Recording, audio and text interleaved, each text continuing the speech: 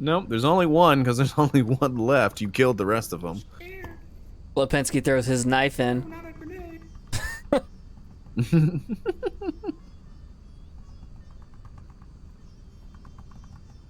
C4. Oh my god. C4! Oh my god, Nintendo.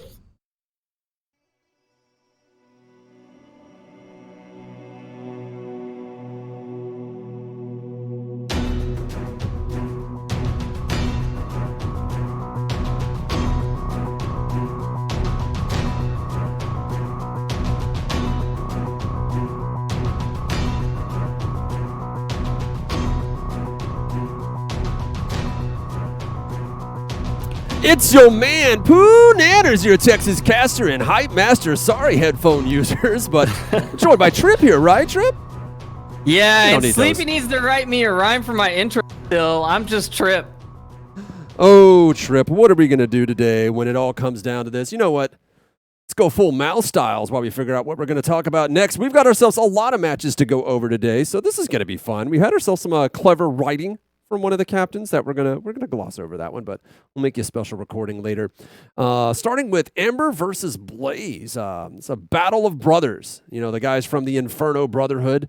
They're the first for this week's episode, and a match casted by TFH himself and our very own Sleepy. Starting off with a strong bazaar for Ember. The tables turned with Blaze.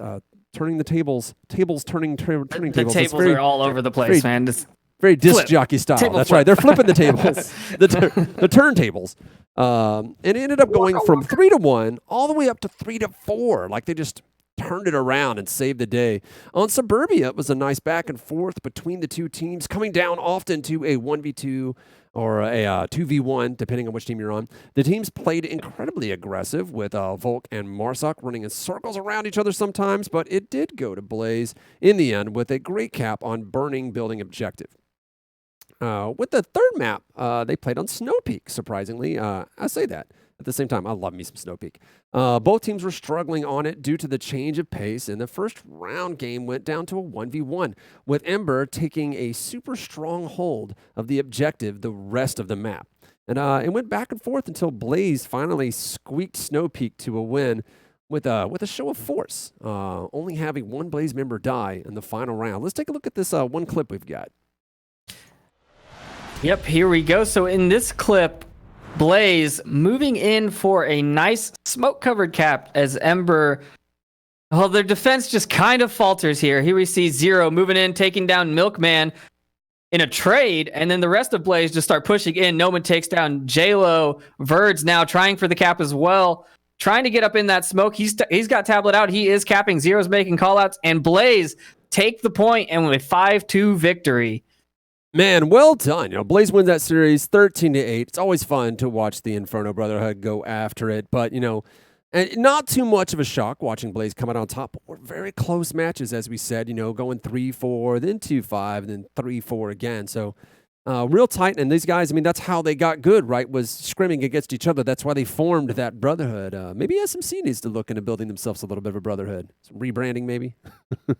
I don't know about that, but I do know that both these teams are fantastic to play with. They're entertaining. They're so much fun. I love playing with the Ember guys. They have definitely learned a lot from their Blaze brother. Yeah.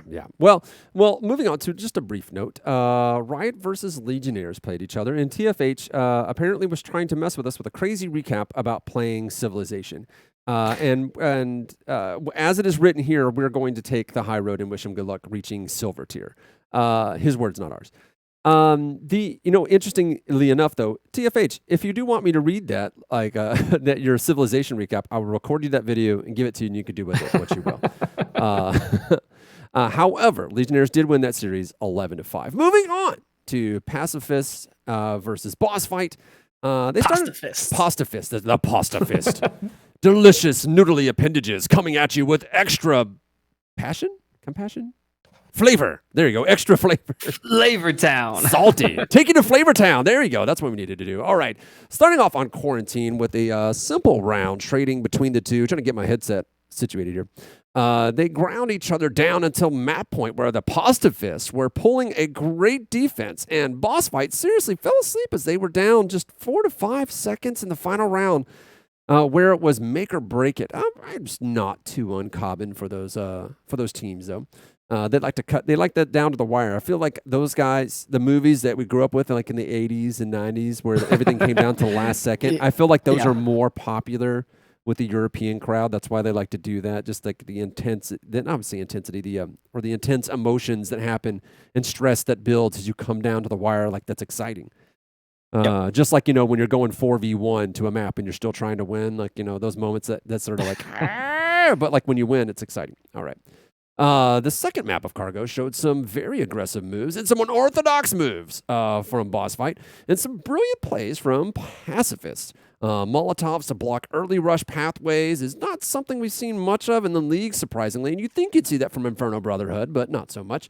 The following rounds on Cargo were a struggle for Boss Fight, never seemingly about to get the ball rolling, leading to their map loss. The third map of Subway, which is always fun to watch, is the one where Boss Fight taking is no surprise. They have perfected their play on this map. Boss Fight's got Subway figured out, right? Yep. Especially when using shields, those bus drivers really working it down, and it certainly showed. It was a very dominating performance. Let's take a look at these clips we got. Got a couple of them. Yeah, a very dominating performance indeed. However, they did lose the series. But Viper here, using a Molotov, like we said, not very often seen in the league. It's coming out more and more now, though. But he uses a Molotov to block an entrance, and then the pacifists move in as Stragic. He doesn't even know! On the side of the screen, you see him go just running for it, and then he takes down Lego there. But Stragic's going for this cap, man. He wants it. This is a long clip, so we're just going to keep rolling. Stragic takes down Lego, Axis takes down Mad Scientist, and Stragic pulls his knife out trying to cap. Now has his tablet out and is typing. Whale takes down another. UC Death takes down another. Whale takes down Mad Scientist, but they leave the last man alive. Stragic does get the uplink and kills his teammate. The length of the clip is not a big problem as long as it's wide with action. And this one, a little res comes out, and it turns into a ballistic shield confusion dance as Scooby-Doo takes down two. Just not, you don't want to lose both your shields in one spot, man. That's like worst case scenario. Yeah, well, I mean, the bus driver tactic in Subway breaks down there, but that's the whole thing. Like, once you perfect using that mechanic in Subway, you also need to perfect a counterattack. I mean, that's classic. They're used to put pressure, right? You need to put pressure from two sides, not two pressures from one side. True, there is that. You want to, I mean, if you're trying to go for a rush, you're trying to double stack, like that's the risk versus reward of any kind of tactical engagement. If you stack everything on one side, hope you can catch them with their pants down, and when it fails spectacularly, and your hindsight is always like, no, don't do that. But still, it's always fun, and you got to make sure you have a hard counter. Pacifists actually win the series 8-8, picking up those first two maps to get that win, and then completely losing that last map to Boss Fight. Moving on to Mayhem versus Lords of War. Well, what can we say? This match was an absolute clusterfudge, according to the players, from tons of reservists to tons of tech and computer issues. That being said, Lords of War, thanks to Malno 718, Durafen, and Cap, bring in that support in order to keep them going. The Lords owe you a beer, as they say. Thank you again to Mayhem for their support and patience. Mayhem was able to win the series 12-2. No clips, unfortunately. Hopefully, I feel like we're starting to see more people work on streaming their own stuff and starting to get into it, especially as VRML is now the professional league standard for VR esports. So they're going to see more people willing to stream their stuff and to share it with us. What do you think? Yeah, and I mean, I definitely don't think that clusterfudge was the words used by the teams when that was written. But yeah, it did sound like there was a lot of tech issues. I would have said flustercluck. You could have totally wrote that. They did have 3 reservists, which you can't play with 3 reservists at a time. So they had reservists with tech issues that had to be cycled out, which is even more difficult. Like, to find a backup to your backup is not a good way to go. But they powered through, and unfortunately, Mayhem just clobbered Lords of War. Well, I mean, one. There's a couple of problems here. One, you are, as you said, trying to replace a lot of people on your team, so you're playing with a completely different team. And if you if the communication is solid and they know what they're doing and their tactics are good, you can make that work in a pinch. But you're also going up against Mayhem, who have not been scrubs this season. So Absolutely, yeah. it's just that's when you're coming against Mayhem, you really want to bring your regular roster under normal circumstances, unless you know they have the same problem. Speaking of not scrubs this season. Yes, the match we all should have taken the time to see. We should have blasted it on every social media platform. I know you were excited about being able to do this. Here's SMC Tactical's point of view. They came into this series feeling a little less than optimal. This is written by you, I can tell, which isn't what you want when you're facing the top North American team. Falling from peak form after beating beginners a few weeks ago, there's been a lack of teams wanting to scrim, and You know who you are. and 2 less than aggressive games, causing the squad to get a little slower. However, they were able to rally back, and the new and improved SMC managed to keep a super tight game with Globochem in the closest loss possible, especially against. I mean, this might be the closest loss against Globochem, with the exception of like a finals match against beginners, with all maps going 3-4. Every single maps going 3-4. Or 4-3, depending on how you look at it. Although they may not have taken down the king this time, they are still gunning for that number 1 spot. And this is SMC. I think this is the strongest in the last 2 or 3 seasons that I've seen SMC put up against Globochem. Does that sound about right? We already played them once this season, and it did not go our way at all. It was like a 4-12 loss or something. Mm-hmm. So this is a much better. I know in Matt. previous seasons it wasn't really all that close either, and I know that like SMC, like early days, but before I was even tuning in, that I'd heard that them and Globochem were very head-to-head, but they kind of, Globochem had kind of pulled away, and SMC kind of had some rebuilding seasons. But they are stronger than ever now, and I cannot wait to check out these clips. Run us through it, Trip. Here we go. SMC new and improved.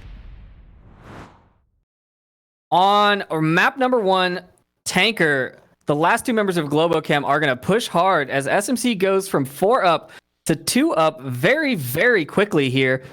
We see Raph go down, but I get a res on a Pwnecake. Auto takes down Landon, and as I res Pwnecake, I yell at him to get back to the objective, none of us knowing how close Auto is. Auto gets Pwnecake, but I get him through the door, and then I do a little happy dance as I get a confirm, and then you see me off there doing a happy dance. I'm surprised you didn't go Steven-style dance on his grave there. Well, I couldn't make it through the window. But here, so we're skipping ahead a couple of rounds. This is the final map now, but this is like the 3rd or 4th time that SMC has left me alone, especially without a good kill count. That's really not somewhere you want to be against Globochem. But however, this does turn out better than the quarantine rounds, and I managed to take down. You really had to make right sure he was there. going. Confirm mix, take some more shots, get a tactical reload right there, look for him, take him down, and then finally, off clip, I do rotate and finally get the last defender as well, clutching the first point on cargo for SMC. Classic Trip, man. I could see the excitement there when you get that 1 kill. You're like, all right, the next guy's going to rotate after me, so I need to boogie real freaking quick and make sure I'm reloaded. As that guy rushes up on you, you freaking take him out. He's like, nope, not there anymore, sucker. Yeah, I was thinking 2 steps ahead the whole time. And here we start off this one. I detonated a C4 a little too early. It was technically called for, but I did kill Soda. And then I survived this super close nade that I may have already missed as I was not paying attention to what I was saying. Nope, here it is. This nade, look how close that is. The little lip saved me. I couldn't believe I was still alive as I watched the grenade come in. And then a Molotov comes out. No, Lionheart pushes towards objective. I am too fast. I'm playing way too aggressive here. Yes, so they like all know where you are. Then the Molotov comes out. I force the shield to rotate. Edna takes him down, and the last member comes in. Auto here in the smoke, tries to find Edna. Pwnecake gets bloodthirsty, takes him down. That was tasty. That dream team of Trip and Edna, man, you guys really do bring the pain together. And this next clip is absolute chaos. So we get really aggressive. We're up 3 points or 2 points. I start off with a desk pop into Pwncake's back. 'Cause I might have been a little twitchy at this point. Okay. Oh yeah, man, you've been excited right now. Well, then here we go. Mix takes down Soda. Landon refrags Mix. I grab Thunder. Lion takes down Pwnecake. Raph kills Edna. I get Raph. Lion kills me, and finally Auto kills Landon. Total round time 28 seconds. Man, y'all were at game point for that map. You were like, we're Yeah, gonna that's- 4-1 Globochem, so definitely that's gonna get you a little bit twitchy. Yeah, You're not the supposed to push look at the was coming scoreline. aggressive. You're not And then supposed to look at the third- scoreline. Third map in a row, tied 3-3. Damn it. Landon and Ponecake wind up and throw these absolutely beautiful nades to score a down and a kill. Now, I titled this clip as Landon's arm should be a 2-point loadout option because that grenade right there is an insta-kill through the barrels. Look at that. That's high-level play right very, there. Very aggressive. And still, last round, last map, 3-3. Landon and Thunder racing towards their respective teammates to get the res out. However, we see Landon looking here. He sees the cross, but he wasn't looking at the right time, didn't have his gun up. He then rushes towards Captain Soda. However, there's apparently a bug where your down Volk bodies don't move. So Thunder wasn't able to find Auto Syringe, and Captain Soda pushes in, taking him down and securing map 3 for SMC. Man, absolutely amazing play. And I could see the mistake on your body language there. I could tell what you'd done. You were looking at the scoreline. And it was like, approach every match as though it's just there's another one coming, not even thinking about the scoreline. No, what it was so we had crossed streams, which you don't do. Yeah, definitely don't cross the streams. and- Unless you're fighting Zool. Ponecake came back. He came back towards us. I wasn't expecting any teammate to be coming towards me. Anything coming towards me is Globochem. It's Ponecake's fault. As you said, desk pop, right? You never Desk pop. You did a desk pop? You got to do a desk pop. That's pop. Global Chem win that series 11-10, but each map going 3-4. As you said, really going 3-3, and it just came to that last one, and that last one on Cargo, you guys were able to win. So that's a lot of improvement over your first match against them. So what will the third match hold for you come the finals? That's the next time you're going to play them, right? Other than that third scrims. match will hold SMC taking season 8 title.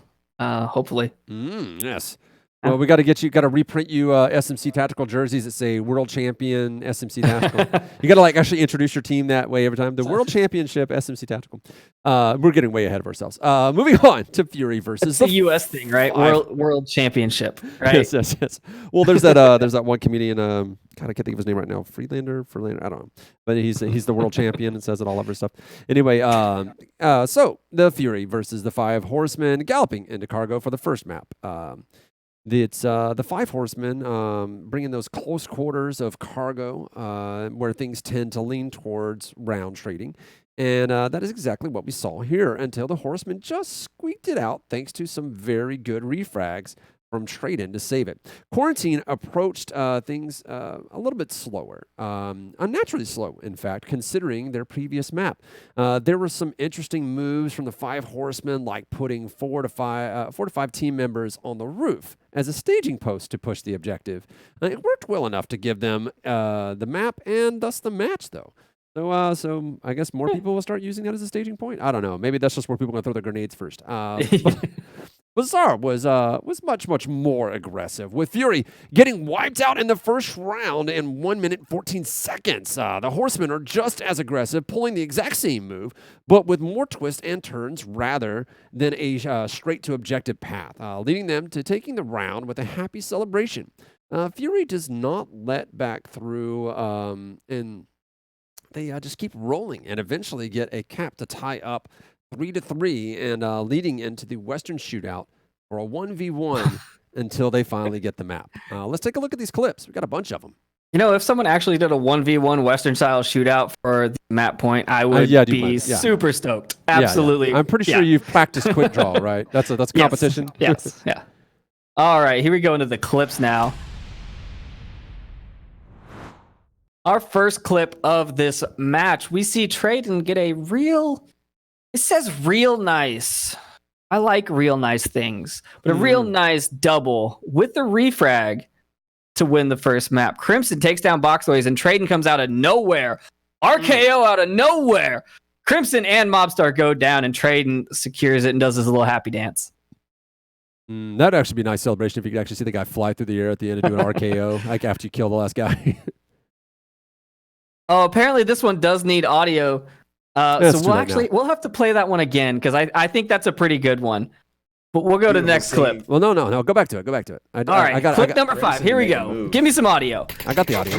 The final kill. Oh, well, I thought I had the audio. Give me a second. I got to press a special button. So just hold on. There we go. All right. So I'm gonna We're gonna go video 5 again. Here we go. Raz gets the kill. I was thinking maybe was he eyeing that window to kind of dancing. wait for that?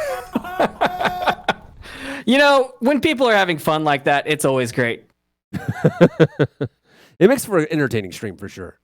Absolutely, yeah. And on the next clip, they keep using these. So the first one was a real nice double, and then this one's a lovely upstairs cap from Fury to tie it up to match point. We see Evolution here just running upstairs, looking for that cap location, gets low. He knows someone's coming for him. Ooh, just barely misses him. And he's typing in that code as fast as possible because someone's coming for him. But he gets it off, and Fury win the round. That was some solid code typing for the cap, man. I see a lot of shaky, a lot of retypes. Fury excels at capping. Got to practice that. And there's a tense standoff here to let Fury take the final map. Although they did lose the series, they won this map as the last. Oh, he turned around at the right time, but still got him. Was actually a team kill and then a kill. Oops. Yeah, you know, you're super nervous when you're like, there's one guy and he's like right here somewhere, and then your guy just comes barreling in. Well, you know, you got to start somewhere. The Five Horsemen win the series 11-8. Moving on to Silent Purge versus Boss Fight. The Fallen King boss fight. Long may he reign again in hell. I'm just kidding. The very slowly rising Phoenix of Silent Purge, not to be confused with Phoenix, went toe-to-toe last week. Yeah, right. For some backstory, Silent Purge went up Hoochie UK, picked up Hoochie UK, formerly of Boss Fight, while Boss Fight picked up some of their old members not all that long ago. I believe we might have covered some of this. Lonely Viper on the V-Respawn Stream Team and Radar Head. Stream Team! Though they also lost Weather Balloon at the same time. Then, you know, we should have had Conspiracy Guy in here drawing this map out for us. A veteran and perhaps one of the best shield users in the league. Starting off on Cargo, Silent Purge were absolutely cleaning house, and it was clear they have some hardcore practice on this map with some smokes. Though they threw the smokes right through those positions that they took the start of their Marsoc rounds by doing that, and there was no respite for Boss Fight here, so they just got completely wiped out. Moving on to Quarantine though, beginning the next map, Boss Fight had broken free of some of their rust and was on their playing field. And after some simple round trading, Boss Fight stopped Silent Purge from crossing to the south and thus allowed themselves to sneak onto the objective for the cap to win the map. Let's take a look at the one clip they gave us. Yeah, our one and only clip here is a very nice cap from Boss Fight. Due to exploiting a hole in the defense that they made at the start of the game. I didn't actually watch this, so I'm not sure what hole they are talking about. That but hole there right go there. 2 members of the defense on objective. There's no one there to guard it. Leggle and Scooby-Doo running in, tablet out. Both of them. Nope, Leggle now has his gun up, protecting Scooby as Scooby caps, but they're shooting around the defender. You can tell that they're not going to kill that last member. They want that cap. And then the victory dance over the body, of course, you know, as you do. Got to dance to win. Boss Fight win the series 9-9. Moving on to Danglers versus Animal House. There were no highlights submitted, but you guys were able to dig up some clips since you and Sleepy casted it. So let's take a look at the clips you guys found, which looks like you got a bunch of them. Yeah, I did. There was a lot of awesome happening in this, and then our first. As the reservist is the last man standing, he decides to get really up close and personal with the objective. However, Rybo takes this really uncommon defensive position and finds Malno as he peeks over the wall backwards towards objective.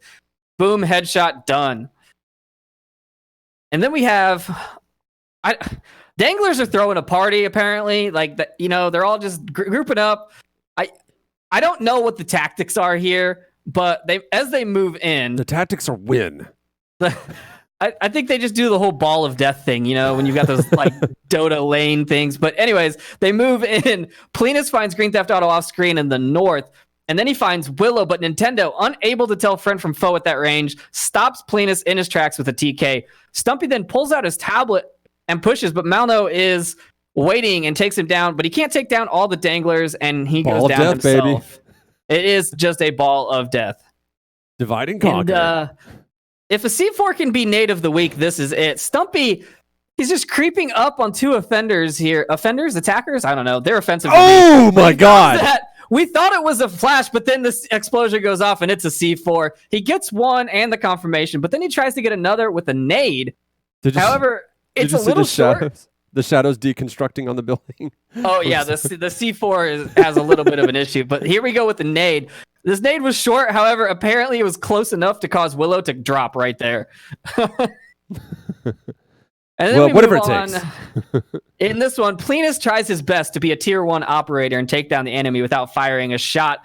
However, Plenus is at best a tier 3 operator, and this plan goes sideways for him. However, his team knows that he's probably going to die, so they are backing him up, and Willow goes down to a nade and a bullet at the exact same time. Boom! Oh. Extra dead, just Double how kill. I ordered it. Extra dead, just how you ordered it. And then we go into this one. Danglers with a ton of smokes come out, and the Danglers just push this objective by storm. Stumpy, with his shield, gets into the most awkward firefight with Green Theft Auto, as we're about to see here. They're rushing up through the east side of the map.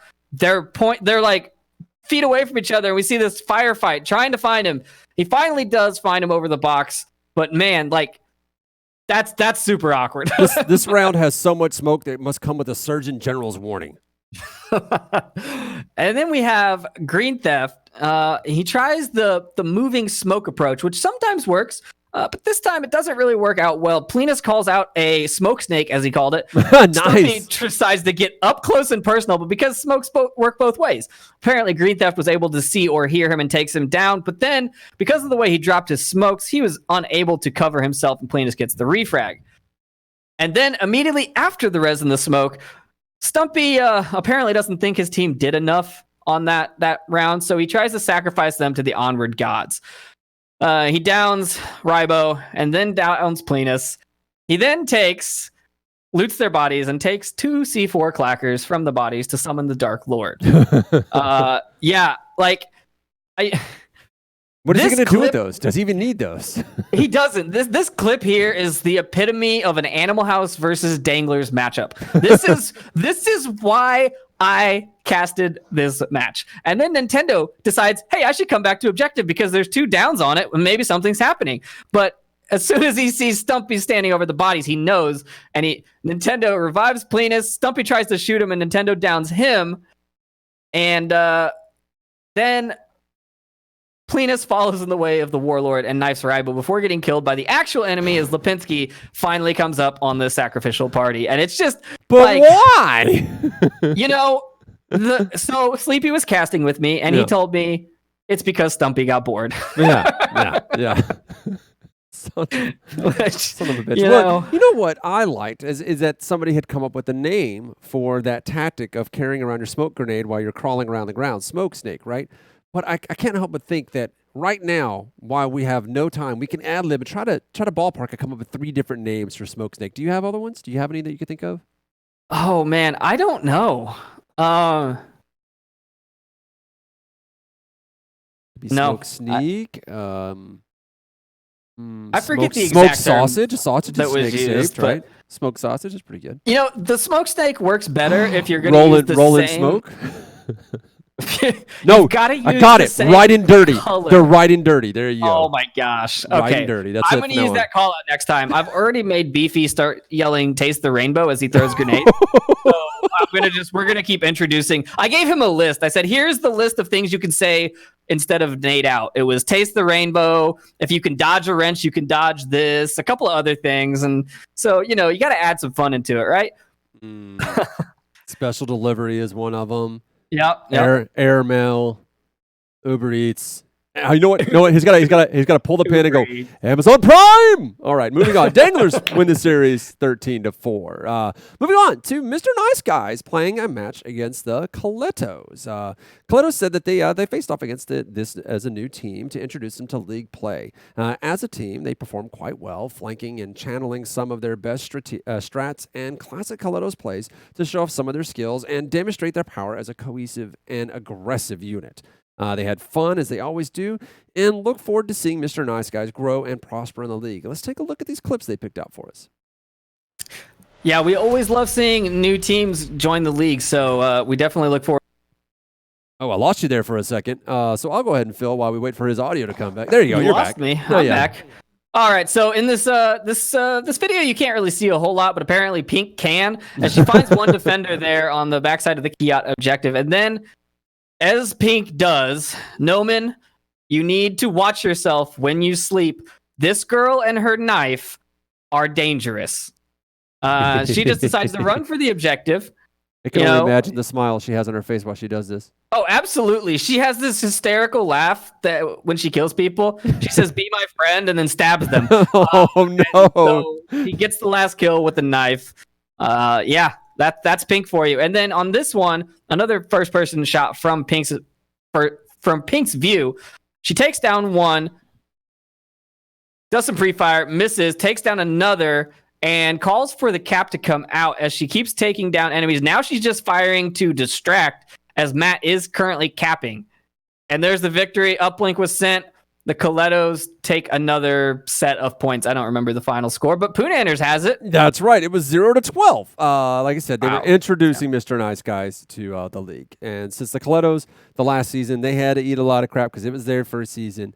They're welcoming the new teams this season as well. Also, check out this logo. Yes, I do enjoy that logo. It's very very Watchmen. Yes, yes. But also like a Watchmen logo was done in Kingspray. That's a great game. Yes, it is. Moving on. Speaking of the Coletos, Vivian from the Hive and the Coletos has a new interview with the casters. It's The transitive properties of connected. Also, we didn't talk about my warm up. Okay. No one cares. I think we're trying to get you to talk as little as really possible. Don't have one. My whole life is like a Disney movie, so I'm just singing Get that right, constantly. go. So, And I can't tell, is Nightfire having a good time? He looks like he's having a terrible time. Nightfire, are you having fun? I'm farming loot in Division 2 while you guys talk, so I'm listening. Lols. Lols. This is gotta when get my you grind missed on. your cap. This is when Man. Yep. So we're totally professional. Yeah. Be sure to check out the whole interview in the Hive. We'll have a link for you below at the end of the show as well. But before we go, let's take a look at the standings, how things changed, because I don't think we did cover, the Vikings and the Beginners had a game, and the Vikings did not win that one. They did have a game. I cannot remember if it was cast or not. I feel like it was. I don't know why. I think we covered that. Maybe you covered it the previous week. Oh no! That's the next show. Yeah. Got you. Okay, because I know it happened recently because I we're were a week looking at behind. it. Yeah, I know. Yeah. The dates are so weird. But the normal guys at the top: Global Cam, Beginners, Danglers, SMC, Tactical. Top 4 makes sense again right now. That's what we normally see there. You guys below Danglers, though, I did not expect to see that. The Danglers beating Animal House definitely bumped them up a bit. I mean, MMR is exactly the same, but they're getting you on the tiebreaker, I'm assuming. Yeah. G-Man hold on 5th spot. No surprise there. Vikings at 6th spot. They're going to be tangling with Mayhem before long. Animal House actually holding on to 8th, doing their best to hold on. Blaze kicking it in 9th like they usually do. Pasta Fist, look at them in 10th, and Space Force. These are the new up-and-comers really pulling themselves into these top 11 spots. And we for those of you who don't know, we debut the top 11 because that's how many will fit on screen. Yeah, a lot of new teams coming up into that top 10, and since we're 2 weeks left, we have 3 weeks, including this week, in the rest of the regular season. The top 7 teams there are going to get a free pass from the round robin, and that 8th spot goes to the Challenger Cup.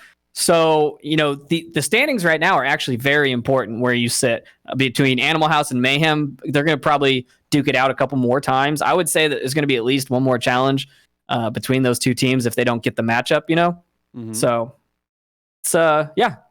it's coming down to the wire. We're getting towards those finals. Yeah, that's always exciting when you start seeing you see the league take shape early on. There's a lot of stuff that doesn't seem to too matter, but we start making like early calls.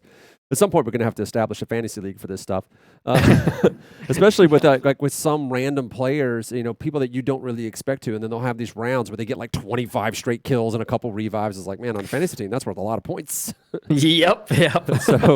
So that is all we have to cover today. Thanks to all of our players and viewers for supporting the show. Show us some love in the comments. Get a conversation going, as this helps the show rank up. And it's really fun for us to have conversation. It makes us feel like validated that we're actually like doing something that you guys want to hear.